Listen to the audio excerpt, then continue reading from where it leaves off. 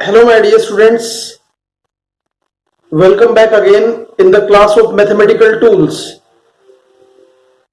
In this video, we are going to discuss about the important mathematical tools, that is differential calculus. Differential and integral calculus are one of the most used tools in physics. Differential calculus में सबसे पहले हम समझते हैं functions को. What are functions? Let x and y be two variables such that for each value of x there is one and only one possible value of y. Then y is said to be the function of x, or you can call it explicit function of x. Mathematically अगर मैं इसको लिखता हूं तो लिखा जाएगा y equal to F X और y equal to capital F X और y equal to phi X. ये तीनों ही सिंबल है फंक्शन. या तो मोस्ट कॉमन टाइप हम ऐसे लिखेंगे, लेकिन कुछ बुक्स में ऐसे भी लिखा है और कुछ बुक्स में ऐसे भी लिखा है. यहां पर इंपॉर्टेंट चीज जो आपको याद रखनी है, जो नोट है यहां पर मैं दे रहा हूं, यहां ये फाई एक्स या एफ एक्स या capital F X, these are only symbol. These are not the value like F into X. इस बात का ये बिल्कुल मतलब नहीं कि एफ इंटू एक्स है या फाई इंटू एक्स है या कुछ और. ये एक सिंबल है. जैसे y है उसी तरह से एफ एक्स एक सिंबल है. It is a kind of notation. दूसरी चीज, x इज कॉल्ड आर्ग्यूमेंट. इस x को जिसके ऊपर वैल्यू डिपेंड करती है इसको मैं आर्ग्यूमेंट कहता हूं, या फिर ये इंडिपेंडेंट वेरिएबल भी कहा जाता है. It is also known as independent variable. Number 3, third note जो हम लेने वाले हैं, y is called function of x. y को मैंने फंक्शन ऑफ x कहा है, साथ साथ it is called dependent variable. Differential function को मैं ग्राफिकली कैसे रिप्रेजेंट करता हूं? I have plotted a graph between x and y having x on x-axis and y on y-axis. The graph comes like this. It may be of any shape. I have assumed curve shape of a graph. I have assumed 2 points on the graph. These 2 points are A and B. Point A and B are having coordinates xy and x plus delta x and y plus delta y respectively. So this way we can say at point A the variation of y with x is y equal to fx. और अगर मैं point B पर ये relation दिखा दो तो y plus delta y equals to F X plus delta X. यानी जो y ये फंक्शन ऑफ x है और ये y plus delta y function of x plus delta x है. इस पॉइंट पर इनके वेरिएशन को मैंने दिखाया. अगर मैं इक्वेशन सेकंड में से इक्वेशन 1 को माइनस करूं तो मेरे पास आता है y plus delta y minus y equals to F X plus delta X minus F X. और यहां से y कैंसिल हो जाएगा तो मेरे पास आएगा delta y equal to F X plus delta X minus F X. अगर दोनों साइड में डेल्टा एक्स से डिवाइड कर लूं, dividing both side by delta X, delta y upon delta X equal to F X plus delta X minus F X divided by delta X. Here delta y upon delta X equal to bc upon ac. अगर इस point को मैं c मान लेता हूं तो ये bc upon ac बनेगा और bc अपॉन ac को मैं कहता हूं स्लोप ऑफ द ग्राफ और slope of the curve that we call tan theta.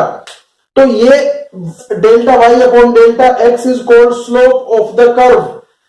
If delta x is tending to be 0, अगर डेल्टा x बहुत छोटा है तो I can say limit delta x tends to 0, delta y upon delta x is called dy upon dx. So from the equation we know that dy by dx equal to limit delta x tends to 0, that is delta x upon delta y. यानी delta x upon delta y को हम dy by dx लिख सकते हैं अगर delta x यानी the gap between point a and b, point a और point b का गैप अगर बहुत कम है तो फिर इसको मैं कॉन्टिन्यूअस गैप यानी डिफरेंशियल गैप कहता हूं. That we call dy by dx. Here dy by dx is called differential coefficient of first order derivative of y with respect to x. तो फर्स्ट ऑर्डर डेरिवेटिव यहां पर अगर मैं d2 by dx square लिखूंगा तो फिर इसको मैं कहता हूं सेकंड डिफरेंशियल डेरिवेटिव और second derivative of y with respect to x. तो dy by dx is called first order derivative of y with respect to x. यहां पर इंपॉर्टेंट चीज है, if y increases on increasing x, अगर x को बढ़ाने पर y भी बढ़ता है तो dy बाई dx जो है पॉजिटिव आएगा, ग्रेटर देन 0 आएगा। बट अगर y decreases on increasing x, but अगर x बढ़ाने पर y घटता है तो फिर dy by dx is called negative या लेस देन 0। तो लेस देन 0 नेगेटिव और greater than 0 positive. Derivatives of some common functions, हमने यहां पर पहला लिखा है y equal to F X, यानी ये जो एफ एक्स की वैल्यू है वही y होगा। तो ये वाला कॉलम y के लिए और इसका डिफरेंशियल डेरिवेटिव क्या होगा वो इस वैल्यू में लिखा है मैंने। सबसे पहले मैं बात करता हूं c, अगर y इक्वल टू सी है यानी ये कांस्टेंट है, देन इसका डिफरेंशिएशन 0 होगा, डिफरेंशियल डेरिवेटिव 0 होगा।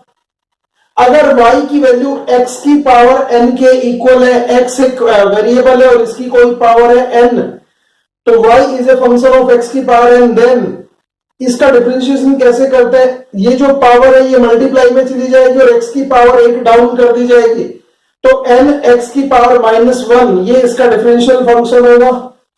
अगर हमारा डिफरेंशियल फंक्शन y जो है या हमारा जो फंक्शन है y वो log ex, इसको मैं नेचुरल लॉग कहता हूं, तो अगर नेचुरल लॉग है देन x की जो डिफरेंशियल डेरिवेटिव होगा 1/x लिया जाएगा।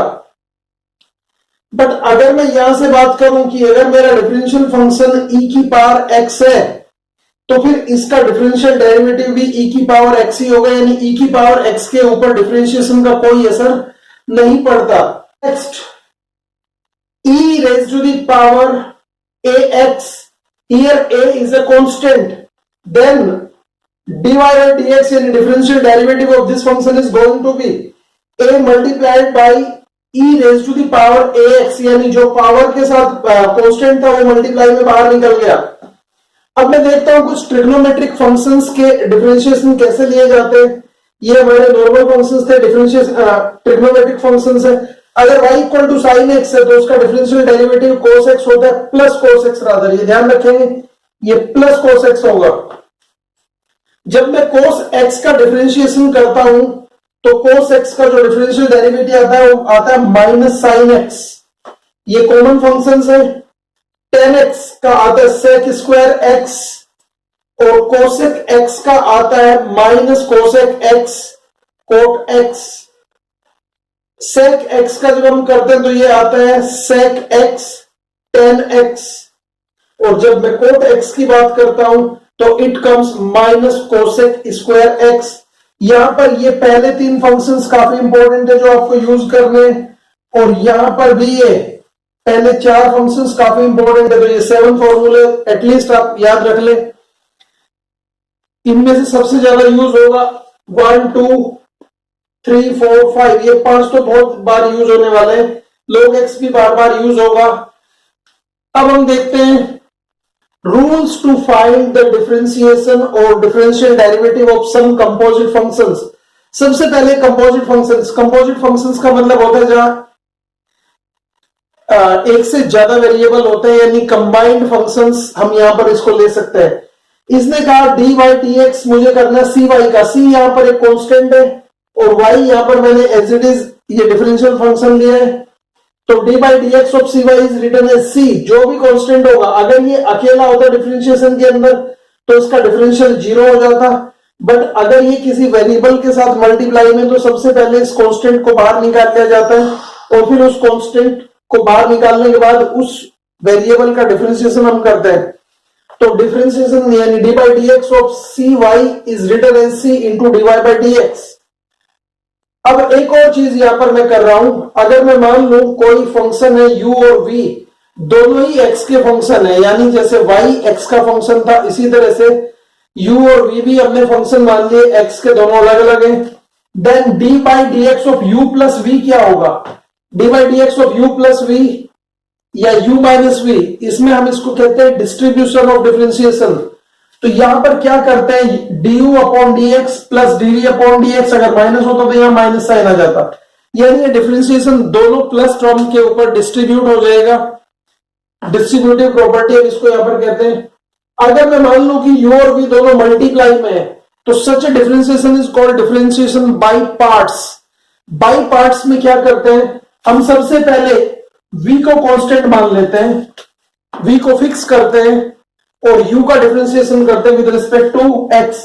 तो v मैंने बाहर निकाल लिया एज इट इज, और du बाई dx यानी डिफरेंशिएशन जो है x के साथ में चला गया u पर, तो du अपॉन dx प्लस अब मैंने u को फिक्स कर लेना है और u को मैंने एज इट इज कॉमन निकाल लिया, यहां पर u कांस्टेंट हो गया। अब डिफरेंशिएशन करना है मुझे v का, और v का डिफरेंशिएशन dv अपॉन dx होगा। तो दिस में हम मल्टीप्लाई में करेंगे, अगर दो टर्म्स की मल्टीप्लाई है, दो वेरिएबल टर्म्स की मल्टीप्लाई है, दोनों ही x के फंक्शन है, तो फिर उनके डिफरेंशिएशन को हम यूज करते हैं बाई पार्ट्स। अब हम बात करते हैं, अगर मेरे पास फंक्शन u अपॉन v लिखा हो तो जो फंक्शन डिवीजन में है वो पहले कांस्टेंट होगा पॉजिटिव टर्म में, जो न्यूमरेटर में है वो बाद में कांस्टेंट होगा यानी नेगेटिव टर्म में, और जो फंक्शन नीचे है उसका स्क्वायर लिखा जाएगा। तो मैं लिख सकता हूं d by D X equal to d by D x of u upon v equal to v du upon dx minus u dv upon dx divided by v square. यहां पर एक और टर्म हमारे पास आता है, वो है मैक्सिमा और मिनिमा। हमने देखा था कि y जो है x के साथ लगातार बदला, बदलते बदलते बदलते इसने या तो अपनी मैक्सिमम वैल्यू गेन कर ली या मिनिमम वैल्यू गेन कर ली। मैक्सिमम यानी उसके आगे कुछ नहीं, वो वैल्यू कांस्टेंट हो गई, वो फिक्स हो गई वैल्यू। मिनिमम यानी उसके पीछे कुछ नहीं, वो वैल्यू फिक्स हो गई। तो हम कह सकते हैं at maxima and minima where value of function either becomes maximum और minimum means the value becomes fixed, value becomes constant. और हमें पता है अगर कहीं कोई कांस्टेंट वैल्यू है तो उसका डिफरेंशिएशन जीरो होता है। तो जब भी मैक्सिमा या मिनिमा होगा, पहली चीज आपको याद रखनी कि dy by dx equal to zero होगा, यानी मैक्सिमा और minima is not going to change, that is a constant point. तो मैक्सिमा और मिनिमा दोनों पर dy by dx is going to be zero, यानी जिस फंक्शन का मैं मैक्सिमा या मिनिमा निकाल रहा हूं उसका मैक्सिमा मिनिमा का डिफरेंशियल डेरिवेटिव जीरो आता है। अब दोनों पर जीरो है तो पता कैसे करें कि ये मैक्सिमा की कंडीशन आई या मिनिमा की कंडीशन आई। मुझे पता है जब मैक्सिमम होगा तो मैक्सिमम से पहले डिफरेंशियल फंक्शन पॉजिटिव था और differential function after maxima comes negative, क्योंकि वो घटने लगेगा। पहले वो बढ़ रहा था, बढ़ते बढ़ते मैक्सिमम हुआ, देन इट स्टार्ट डिक्रीजिंग, क्योंकि मैक्सिमा आ गया उसके बाद वो घटना शुरू होगा। तो अगर कोई डिफरेंशियल फंक्शन मैक्सिमा पर है तो उसका फर्स्ट डिफरेंशियल डेरिवेटिव जीरो आता है, बट जब मैं उस डिफरेंशियल फंक्शन का मैक्सिमा पर ही वेरिएशन करता हूं, dy by dx of maxima लेता हूं, dy by dx of maxima जब मैं लूंगा तो ये मेरे पास कैसा आना चाहिए, डिक्रीजिंग। जब मैक्सिमा आता है तो वैल्यू कांस्टेंट हो जाती है, लेकिन मैक्सिमा के बाद वैल्यू डिक्रीज करती है, नेगेटिव में जाएगी, यानी उसका first order derivative of differentiation यानी dy by dx is zero, and second order of derivative यानी dy by dx of dy by dx, जिसको मैं कहता हूं d2y बाई dx, इसको मैं कहता हूं सेकेंड डिफरेंशियल डेरिवेटिव या second order derivative, it should be less than zero यानी नेगेटिव। अगर मैं मिनिमा की बात करता हूं, मिनिमा पर क्या होगा, मैंने कहा था कि वैल्यू बिकम्स फिक्स यानी first order differential derivative is going to be zero, but minima के बाद क्योंकि वैल्यू मिनिमम में गई थी, घटते घटते घटते घटते मिनिमम हो गई थी, हियर ऑनवर्ड यानी after minima the value is going to start, value बढ़ेगी, और बढ़ती हुई वैल्यू का मतलब पॉजिटिव, यानी मैंने कहा कि अगर y इंक्रीज करता है with increase in x then it is going to be greater than zero. तो इस पर्टिकुलर केस में सेकेंड ऑर्डर डिफरेंशियल डेरिवेटिव यानी d2y by dx square is greater than zero यानी पॉजिटिव। तो हम कंफर्म करते हैं कि अगर कोई पॉइंट मैक्सिमा या मिनिमा है तो dy बाई dx यानी first order differential derivative is zero and second order differential derivative is either positive और negative. If second order derivative is positive then it is minima, if second order differential derivative is negative then it is maxima. So this way we can confirm the position of maxima and minima. Now let us cover few examples based on differentials. Let us take few examples related to differentiation or differential functions. देखते हैं कैसे। सबसे पहले यहां पर question दिया है find dy by dx, हमें dy by dx फाइंड करना if यहां पर मैंने 3 क्वेश्चन लिए हैं। y equal to X raise to the power 6, x की पावर 6, x यहां पर एक वेरिएबल है। दूसरा है y equal to X square sine x, और तीसरा है y equal to sine A X. कैसे सॉल्व करेंगे? सबसे पहले देखते हैं एग्जांपल 1 का हमारा जो पार्ट है, एग्जांपल 1 का पार्ट ए। यहां पर y इक्वल टू हमें दिया है इसने x raise to the power 6, और बहुत सिंपल सा हमने बताया था, इसका जो हमारा रेफरेंस फॉर्मूला है वो क्या लगेगा।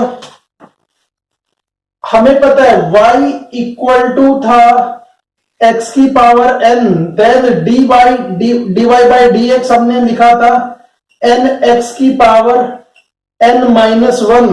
तो अगर इस फॉर्मूले के अकॉर्डिंग में जाऊं तो मुझे पता है y का जब मैं डिफरेंशिएशन करूंगा, D by D x of y जब मैं करता हूं, it can be written as D by D x of x की power 6, and that I can write 6x raise to the power 5।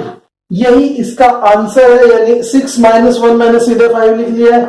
तो अगर मैं इस पर्टिकुलर क्वेश्चन में dy बाई डी एक्स बताऊं तो ये कितना आएगा मेरे पास, 6x raise to the power 5। यही इसका आंसर है। अब देखते हैं इसका दूसरा पार्ट क्या कहते हैं। दूसरा पार्ट कहते हैं y equal to X square sine X. ये कंपोजिट फंक्शन है। इसका बी पार्ट जो है ये कहता है y equal to X square sine x.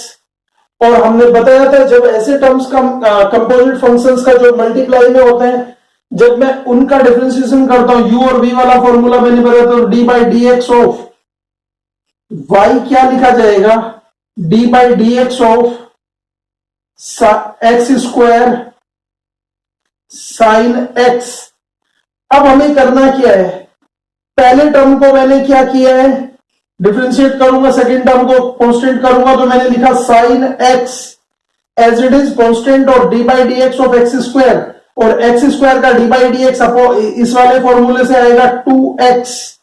तो ये आया मेरे पास 2x प्लस, अब दूसरे में मैंने एक्स स्क्वायर को कांस्टेंट लिया है, और साइन एक्स का डिफरेंशिएशन फंक्शन हमने पता है डिफरेंशियल होता है कोस एक्स, तो ये मेरे पास कोस एक्स आ जाएगा। तो d Y by D x क्या आने वाला है मेरे पास, ये आएगा 2x sine x plus x square cos x. तो this is going to be the answer of question number B of example 2। अगर मैं थर्ड वाले की बात करूं, पार्ट सी की बात करूं, तो इसको कैसे सॉल्व करते हैं, आई होप ये दोनों आपको समझ में आ जाएंगे। मैं तीसरे पे चलता हूं। यहां पर लिखा है हमारे पास सी पार्ट में y इक्वल टू है साइन ए एक्स। इसका मैं शॉर्टकट आपको थोड़ा बाद में बताऊंगा, पहले इसको समझ लेते हैं। Let z equal to A X, हमने इस ए एक्स को z मान लिया, तो इसका मतलब sine A X can be written as sine Z. और जब मैं D Y by D X करूंगा, तो क्योंकि यहां पर तो मेरे पास एक जेड वाला फंक्शन इन्वॉल्व हो गया, तो मुझे जेड को भी यूज करना पड़ेगा। तो I will say D Y by D Z into D Z upon D X. ये यहां पर मैंने डी जेड की मल्टीप्लाई ऊपर नीचे दोनों तरफ कर ली, क्योंकि जेड एक नया वेरिएबल मैंने क्रिएट कर लिया है, और इस जेड को भी मैंने यहां पर काउंट में रखना है। अब जब मैं डी बाई डी एक्स की बात करता हूं, तो मेरे पास y इक्वल टू, तो मेरे पास साइन जेड बन गया था, तो आई कैन से D by D Z of sine Z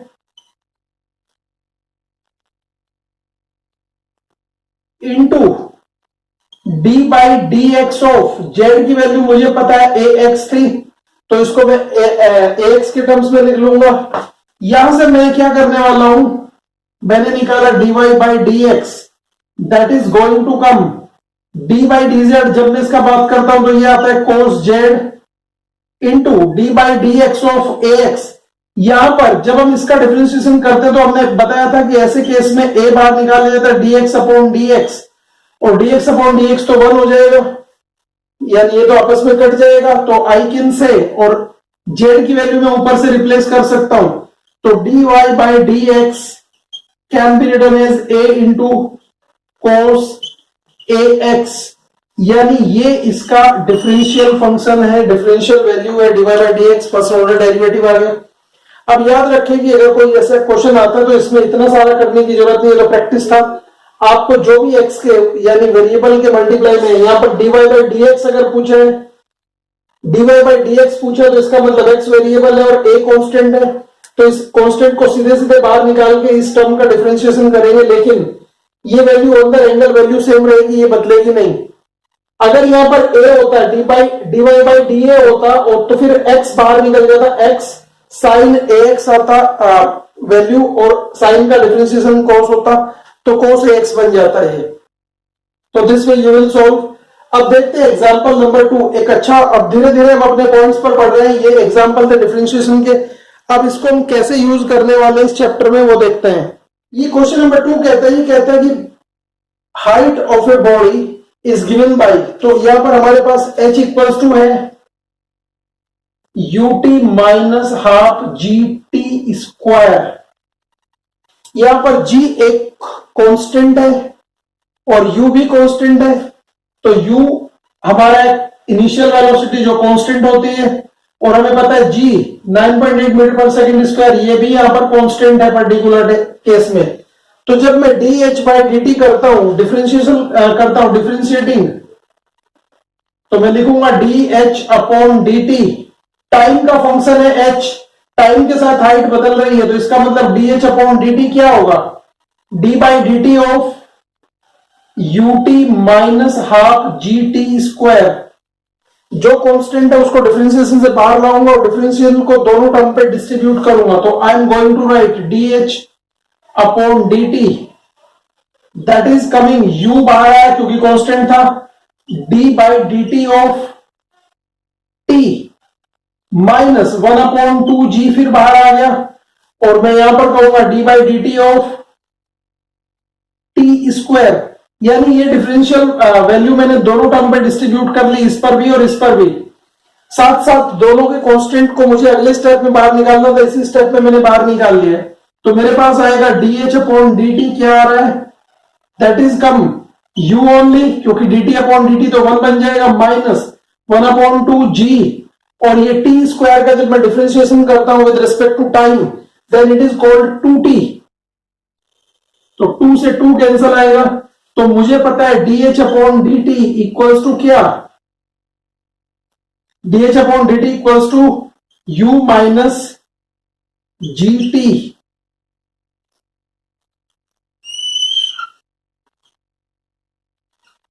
equation 1। अब हमें देखना है कि अगर ये टाइम हमारा t है, जो मैक्सिमम पर इसने कहा कि find the time taken by a body to reach the maximum height, तो बॉडी जब मैक्सिमम हाइट पर जाएगी तो उसका मतलब उसकी हाइट मैक्सिमम हो जाएगी, तो एट मैक्सिमम हाइट, जब मैक्सिमम हाइट होगी तो फिर ये मैक्सिमा की कंडीशन है, यानी dh upon dt is going to be 0, dh upon dt equal to 0 आएगा, बट अगर मैं यहां पर dh अपॉन dt रखता हूं तो u इक्वल टू gt मेरे पास आने वाला है, और यहां से t इक्वल टू आएगा u अपॉन g, यही है टाइम जिस पर बॉडी पीक पर पहुंच जाएगी। अब लेकिन मुझे कंफर्म करना है कि ये मैक्सिमा था या मिनिमा था, इसके लिए मैं इसका निकालता हूं सेकंड ऑर्डर डिफरेंशियल डेरिवेटिव, यानी अगर d बाई dt ऑफ मैं dh अपॉन dt करता हूं तो क्या आएगा, मैं लिखूंगा d2h upon dt square, that is equal to d by dt of u minus gt,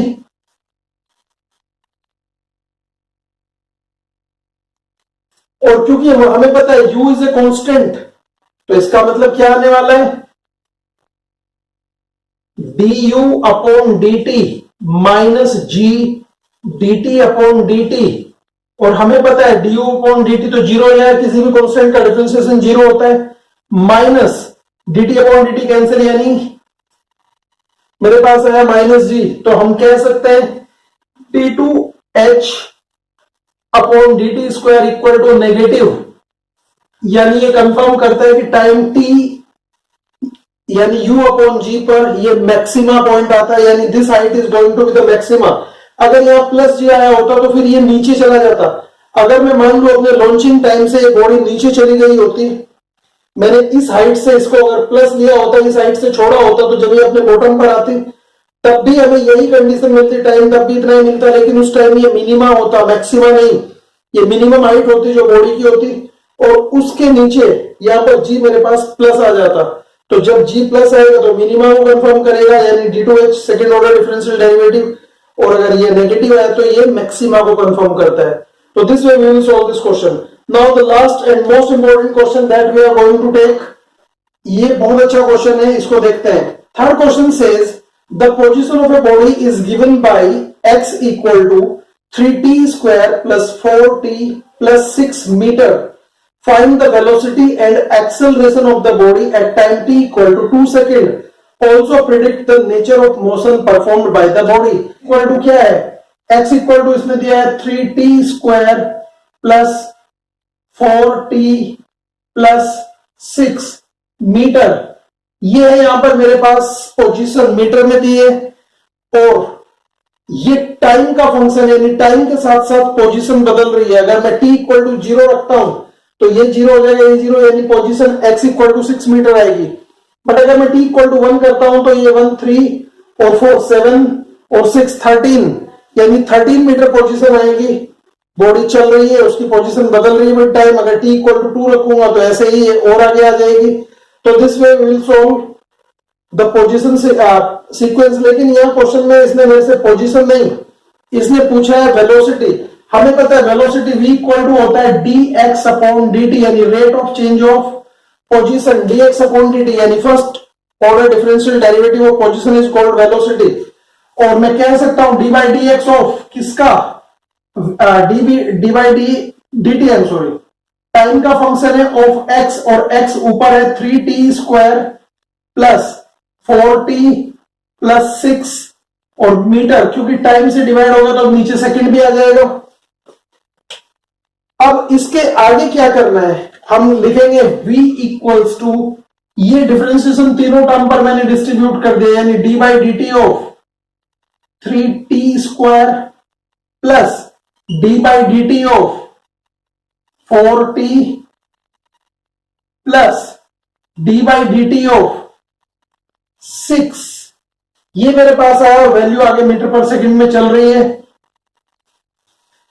अब मुझे यहां पर एक साथ दो स्टेप लेने हैं। v इक्वल्स टू, ये 3 को मैंने बाहर निकाला, D by D T of T square plus 4 को बाहर निकाला, D by D T of T यहां पर, और plus D by D T, क्योंकि ये कांस्टेंट और बाहर निकलने के लिए कुछ भी नहीं है तो ये यहां पर कांस्टेंट ही लिखा जाएगा। हमें पता है 3 into D by D T of T square होता है 2 इंटू टी, यानी ये पावर मल्टीप्लाई में आएगी 2 इंटू और 2 माइनस 1 यानी टी, प्लस 4 dt से dt कैंसिल हो जाएगा, और प्लस 0, ये वैल्यू आएगी इन मीटर पर सेकेंड, यानी v is going to come कितना, 6t minus 4 metre per second. Equation number 2 इसको मान लेते हैं, अगर मैंने इसको इक्वेशन नंबर 1 माना है तो। अब मैं बात कर रहा हूं, इसने मेरे से पूछा एक्सेलरेशन। हमें पता है एक्सेलरेशन, और जो अभी मैं फाइनल वैल्यू बाद में निकालूंगा, एक्सेलरेशन a इक्वल टू होता है dv अपॉन dt, यानी मैं कह सकता हूं d2x अपॉन dt स्क्वायर, यानी second order differential derivative of position is called acceleration, first order differential derivative of velocity is called acceleration. तो इसके लिए मुझे a निकालना है और d by D T of v मुझे करना है, क्योंकि v मैं ऑलरेडी निकाल चुका हूं, यानी dx अपॉन dt का एक वैल्यू निकाल चुका हूं, और ये आएगा मेरे पास 60 माइनस 4, और मीटर पर सेकंड ऑलरेडी था, टाइम से डिवाइड होगा तो सेकंड स्क्वायर भी इक्वल्स टू। अब मैं यहां पर डिफरेंशिएशन को डिस्ट्रीब्यूट करता हूं दोनों टर्म्स के ऊपर, तो ये आएगा D by D T of 60 minus D by D T of 4, और metre per second square as it is चल रहा है यहां पर साथ में। जब मैं इसको फर्दर सोल्व करता हूं तो डी ए इक्वल्स टू क्या आएगा मेरे पास, 6t का तो 6 बार आएगा और डी बाई डी टी जो है 1 बनेगा, यानी dt अपॉन dt, और माइनस ये तो पूरा 0 बन रहा है मेरे पास, तो आंसर कम 6 मीटर पर सेकेंड स्क्वायर। तो एक्सेलरेशन तो सीधे सीधे आ गया, एक्सेलरेशन टाइम पे डिपेंड करता नहीं है, एक्सेलरेशन है नॉन जीरो है बट टाइम पे डिपेंड नहीं करता। अब हम देखते हैं एट टी इक्वल टू 2, जब टाइम t इक्वल टू 2 था तो v कितना होगा, v जब मैं v की बात करता हूं 6t माइनस 4 यानी 6 2 जा 12 माइनस 4, तो 6 into 2 minus 4 that is come 8 metre per second square, और सॉरी पर सेकेंड, और एक्सेलरेशन तो हमें पता है इसमें टाइम है ही, तो ये 6 मीटर पर सेकेंड स्क्वायर आएगा। तो these are the value of the velocity and acceleration of body at time t equal to 2 second. यहां पर एक्सेलरेशन नॉन जीरो है, टाइम पे डिपेंड कर नहीं रहा, यानी it is a constant value. तो हम कहेंगे ये मोशन कैसी है, motion is uniformly accelerated, uniformly accelerated motion.